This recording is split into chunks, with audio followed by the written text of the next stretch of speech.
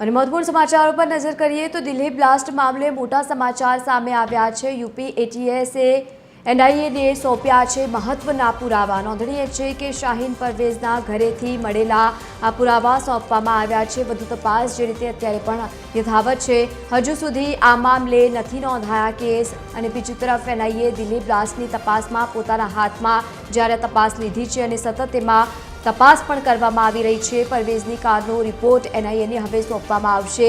નવેસરથી તપાસ શરૂ કરશે એનઆઈએ, તેવી પણ અત્યારે સૂત્રો પ્રમાણેથી માહિતી મળી રહી છે।